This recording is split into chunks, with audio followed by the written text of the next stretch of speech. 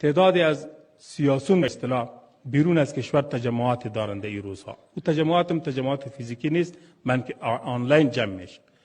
اما کتله مفسدی که از سال 1370 او 71 به ایسو علت اصلی مفاسد 30 سال اخیری کشور شدند. آنهایی که جهاد را بدنام کردند، آنهایی که آرمانهای جهاد و شهادای جهاد علیه اتحاد شوروی را به اغما بردن و بدنامی مبدل ساختند، آنها هنوزم آرام نمیشینند، هنوزم در غم جا و جلال خود هستند. باز تجمعات شریر خود را در اکناف و اطراف جهان تلاش می‌ورزند که احیا بکنند. پیام امارات اسلامی افغانستان بازم این است که هنوزم موقع داریم، هنوزم برایتان دروازه عفو باز است، ولی من حیث اشخاص سیاسی، من حیث یک مسئول یا وزیر و چیزی که بودین قبل، باز در این خطه پذیرفته نمیشه.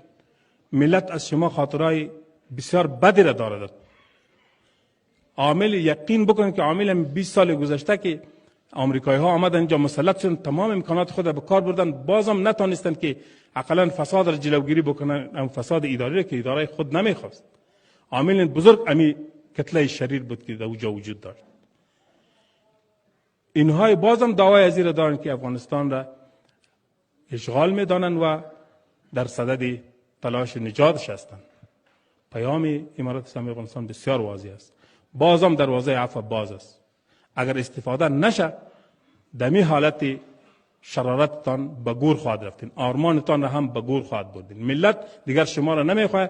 تمویل بیرونی هم مثل که قبلا آمریکا پشتتان استاد شد و با بمبارد آنها آمدین مسلط به گرده های ملت شدین، بازو آمریکا هم نیست.